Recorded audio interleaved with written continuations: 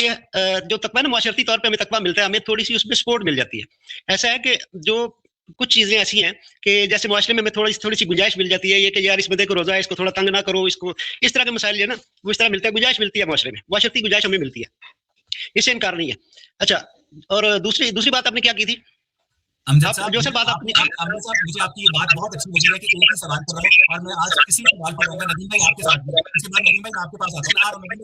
अमजद साहब, रोजा जो है आम मुसलमानों को मिलावट से, रिश्वत से नहीं रोकता है और पैगंबर इस्लाम को मारिया किबिया से बगैर निकाह के बेटा पैदा करने से नहीं रोका। पैगंबर इस्लाम को रोजे में नन्ही बच्ची के साथ शादी करने से नहीं रोका। मुंह बोले बेटे की बीवी से तलाक दिलवाकर उससे शादी करने से नहीं रोका। एक मिनट, आपने कहा मारिया किब्तिया की बात की आपने, हज़रत मारिया किब्तिया की। अच्छा देखिए, इंसानी जो मुआशरा है ना, इसमें दो तरह के रवैये हैं।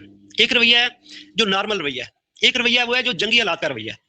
अच्छा, जंगी हालात के रवैये को आप नॉर्मल में कन्वर्ट नहीं कर सकते, या मतलब जैसे कह रहे हैं ना कि एक शख्स आपको मिला, लौंडी मिली है, वो मतलब जो अरब मुआशरा है ना, उसकी बात आज से 1400 साल पहले की कुछ और है। अच्छा, आज अगर आप जंग के नतीजे में आपके पैगंबर के पास नहीं आई थी, मारिया किब्तिया को सिकंदरिया के बादशाह ने जो ना तोहफे में भेजा था। नहीं, अच्छा लौंडी मतलब लौंडी मिल गई ना, वो बादशाह ने तोहफे में दी, आया तो लौंडी ना। सर आप आज एक मुसलमान दूसरे मुसलमान को औरत तोहफे में दे सकते हैं? नहीं, आज नहीं दे सकता, आज जरा मुश्किल है। आज का मुसलमान अपने पैगंबर की सुन्नत पर अमल करने से शर्मिंदा होता है। नहीं, शर्मिंदगी की बात नहीं है सर। आप पूरे के पूरे मुआशरों को फिर देखें ना कि मुआशरा कैसे चलते हैं।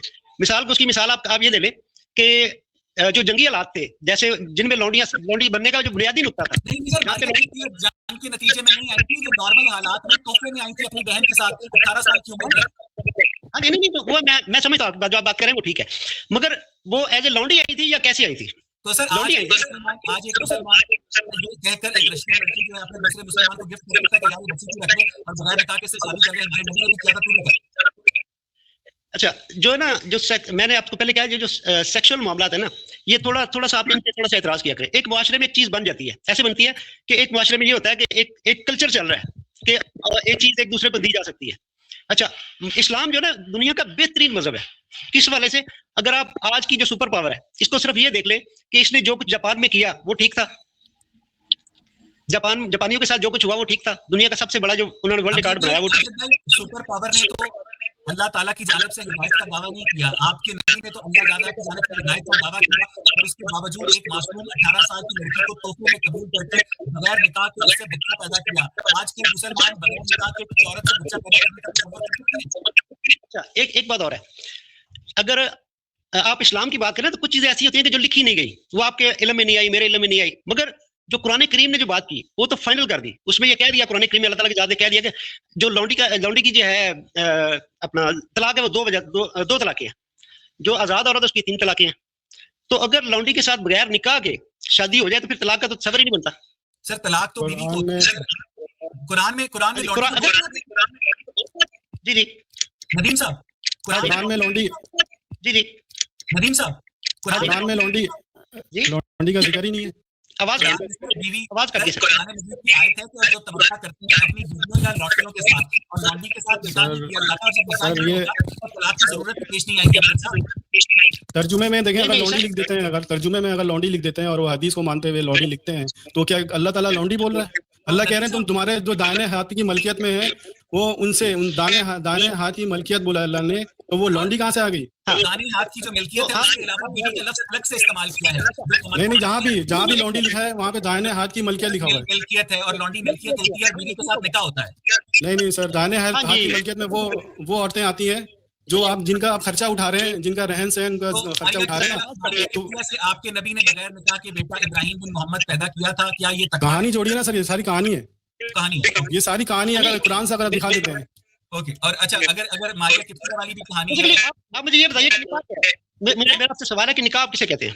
निकाह वो जो है मौलवी दो को पास उठाकर जो अरबी में मंत्र वगैरह पढ़ता है। सर देखिए, आप मुसलमान घराने में पैदा हुए हैं तो फिर आपको ऐसी बातें तो नहीं करेंगे।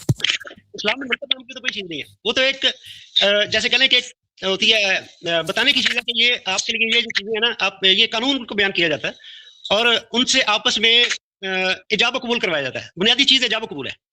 ऐसे इजाब कबूल जो है लड़का लड़की बगैर 4 गवाहों के आपस में कर सकते हैं? नहीं सर, हमें अपनी जात को नहीं देखना, हमें देखना है कुरान करीम ने क्या कहा है। कुरान करीम ने जो सूरत हाल बनाई है वो सारी की सारी हमें उसको मद्देनजर रखना है। तो उसमें वली की भी गुंजाइश, अमजद साहब, एक तो वहाँ पे लड़का और लड़की बगैर 4 गवाहों की मौजूदगी के, बगैर निकाह खां की मौजूदगी में अगर पीसी होटल में डेट मारते हैं, एक दूसरे आवाज के साथ मिलते हैं, आवाज सेक्स कट गई करते हैं, एक लड़का लड़की आपस में इजाबत कबूल करते हैं, तो वो निकाह होता है। नहीं, ये असूल देखे ना, देखिए दोनों का कबूलियत कबूल होने के बाद तो उसकी पूरी की पूरी जो शरह है ना वो आपके पास मौजूद है। तो हजरत मोहम्मद ने हजरत खदीजा से किस कानून के तहत निकाह किया था? सर कानून तो यही था कि इजाबो कबूल है, एक मुआहदा है ना, निकाह तो मुआहदा है, उन्होंने भी निकाह किया, मुआहदा किया। मारिया किप्तिया के साथ आपके नबी ने निकाह किया था या नहीं किया था? एक, हाँ जी, देखिए हर चीज जो है नबी करीम सल्लल्लाहु अलैहि वसल्लम की, हर चीज आप कहें कि वो हर चीज लिखी गई है, ऐसी नहीं है। कुछ चीजें ऐसी हैं कुछ नहीं लिखी गई होंगी, मगर नबी हम उन्हें मानते हैं कि जो अपने किसी भी किए हुए मुआहदे से इनहराफ नहीं कर सकते, जो बात उन पर नाज़िल होगी उन्होंने अमली तौर पर करके दिखा दी। नबूवत हुआ है। इस बात का क्या सबूत है कि उनके ऊपर कोई चीज नाज़िल होती है? हाँ जी, ये बिल्कुल। आप मुझे दुनिया में कोई एक किताब ऐसी दिखा दें जिसमें ये कहा गया हो कि ये किताब खुदा ताला की जात की तरफ से नाज़िल हुई है, मुझे एक किताब ऐसी दिखा दें। सर बकिया किताबों के अंदर इस तरह का झूठ नहीं बांधा गया ना सर। हाँ, ये देखिए, ये आप ज्यादती कर रहे हैं, झूठ का लफ्ज़ नहीं बोलना। अगर कैप्टन प्लेनेट की जानिब से कॉमिक्स लिखे जाए, कहा जाए कि ये किताब कैप्टन प्लेनेट ने लिखी है, तो कैप्टन प्लेनेट ने लिखी है। मेरा सवाल आपसे ये है कि आप मुझे दुनिया की किसी किताब में साबित कर दें कि ये खुदा ताला की